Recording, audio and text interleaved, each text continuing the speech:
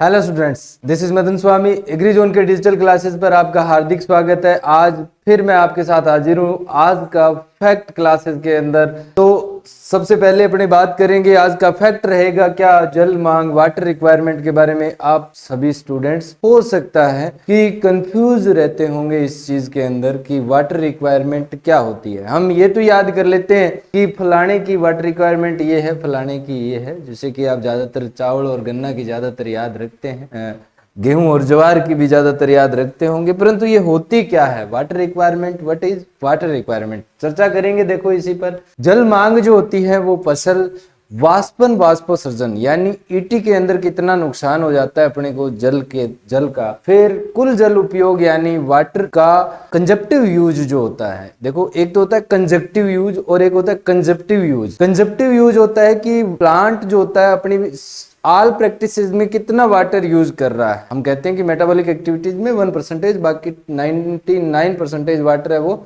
Loss through ET हो जाता है, तो यहाँ पर 100% आ जाता है। प्लस में जब अपने अनुप्रयोग कर रहे हैं एप्लीकेशन लॉसेज हो जाता है, वो भी वाटर रिक्वायरमेंट में गिना जाएगा। यानी खाड़े से पानी आ रहा है, वहां से कहीं पर सीपेज हो रहा है, तो वो भी वाटर का लॉस है, वो गिना जाएगा, काउंट किया जाएगा। और फिर स्पेशल नीड्स होती है, कुछ स्पेशल आवश्यकता के अंदर अपने खेत के अंदर पानी लगाते हैं, तो वो वाटर रिक्वायरमेंट के अंदर ही आता है। फिर देखो वाटर रिक्वायरमेंट को अपने इंग्लिश के अंदर देखा जाए तो ईटी या कंजप्टिव यूज। कंजप्टिव यूज का तो मीन है कि ऑल प्रैक्टिसेस के लिए प्लांट जो वाटर यूज करता है उसका मीन है कि टोटल वाटर जो किसके काम में आ रहा है, मेटाबॉलिक एक्टिविटीज के अंदर काम में आ रहा है, वह क्या होता है, कंजप्टिव यूज होता है। बट एक होता है कंजक्टिव यूज। आपने देखा होगा कि जब अपने नहर से कैनाल से इरिगेशन करते हैं उस टाइम ट्यूबवेल का जो सेलाइन वाटर होता है, उन दोनों वाटर को जब मिक्स करते हैं तो उसे कंजक्टिव यूज ऑफ वाटर बोला जाता है, याद रखना, ठीक है।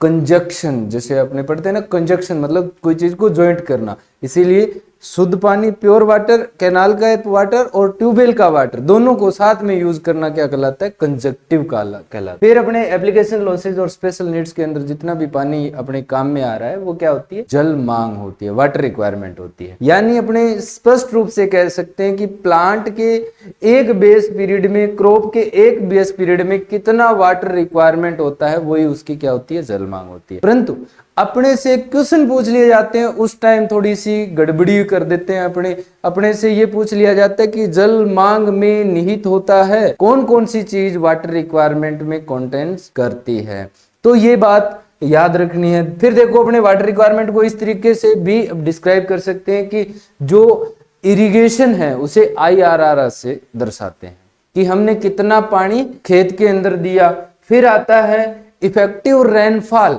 यानी अपने बेस पीरियड के अंदर, बेस पीरियड वो होता है जिसमें फसल की बुआई से कटाई तक का समय बेस पीरियड होता है। इस बेस पीरियड में कितनी बरसात हुई, ये क्या होगा, ER इफेक्टिव रेनफॉल। फिर आता है डेल्टा एस, हमने जब फसल की बुआई की थी तो अपनी मृदा के अंदर कितनी नमी थी, मृदा प्रोफाइल में नमी कितनी थी, और जब हमने कटाई की तब कितनी थी, और उसके बीच का अंतर जो होता है वो क्या होता है, डेल्टा एस होता है। फिर देखो GWC होता है, यानी ग्राउंड वाटर का आपने कितना यूज किया, भूमिगत जल का आपने कितना क्रॉप ने यूज किया, ये क्या होता है, इसे भी अपने क्या कह सकते हैं, जल मांग कह सकते हैं। ठीक है, बात समझ में आई होगी आपको।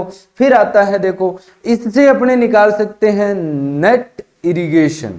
क्या निकाल सकते हैं, नेट इरिगेशन रिक्वायरमेंट निकाल सकते हैं। नेट इरिगेशन रिक्वायरमेंट क्या होती है कि वो पानी जो एक सिंचाई के अंदर अपने पर्टिकुलर दे रहे हैं, या बहुत सारी सिंचाइयों के अंदर अपने पर्टिकुलर जो पानी दे रहे हैं, प्रत्येक इरिगेशन का पानी है वो क्या कहलाता है, नेट कहलाता है। ठीक है, हमने मान लो कि आपने 1 हेक्टेयर के अंदर 5 सेंटीमीटर पानी है वो अब की बार की इरिगेशन के अंदर दिया, ये क्या कहलाता है, नेट कहलाता है। आपने कोई भी क्रॉप के अंदर 5 बार इरिगेशन दिया और 5-5 सेंटीमीटर दिया, तो ये टोटल मिलाकर किस में आ जाता है, ग्रोस के अंदर। फिर देखो ग्रोस वाटर रिक्वायरमेंट, कुल जल मांग, इसका मतलब क्या होता है कि नेट इरिगेशन जो रिक्वायरमेंट थी, यानी एक सिंचाई के अंदर कितनी दी गई थी वो, और सिंचाई की दक्षता इंटू 100 कर दिया जाता है। तो यहां पर अपनी बात करें तो सर जो अपना GIR होता है, ग्रोस इरिगेशन होती है, ग्रोस इरिगेशन रिक्वायरमेंट, वो क्या होता है या कुल जल मांग अपने कह सकते हैं। ग्रोस के अंदर आता है कि नेट इरिगेशन रिक्वायरमेंट बटा सिंचाई दक्षता, इरिगेशन एफिशिएंसी जो होती है इसे क्या कहते हैं बेटा अपने, सिंचाई दक्षता इनटू क्या कर दिया जाता है 100। दक्षता जो होगी वो परसेंटेज में आएगी, एफिशिएंसी इसीलिए इनटू 100 चलाई जाता है। अब देखो एक क्वेश्चन आया हुआ था कि NIR है वो कोई फसल की कितनी है जी, NIR है वो 400 mm है और उसकी इरिगेशन एफिशिएंसी कितनी है, तो सर इरिगेशन एफिशिएंसी 80% है और हमसे पूछा क्या गया था, GIR दे पूछा गया था। तो सर GIR बराबर क्या होता है, NIR का मान कितना है 400 बटे 80 इंटू 100, यानी ये कितना आ जाता है सर 500 आ जाता है, 8 5 500 mm आ जाता है। कितना mm जी, 500 mm। तो उस फसल की GIR कितनी थी 500 mm। बड़ा इंपॉर्टेंट क्वेश्चन है। आजकल देखो हर एक एग्जाम के अंदर जो फैक्ट के कॉन्सेप्ट के क्वेश्चंस है वो आ ही जाते हैं और ये ऐसे क्वेश्चन होते हैं जो सिलेक्शन दिलवा देते हैं। तो प्रैक्टिस करना बहुत जरूरी है रेगुलर रूप से अपडेट रहने के लिए, और ऐसे ही फैक्ट वाले क्वेश्चंस आपके सामने मैं लाता रहूंगा। उम्मीद करता हूं आपको ये पसंद आया होगा। Thank you, thanks for watching, have a nice day.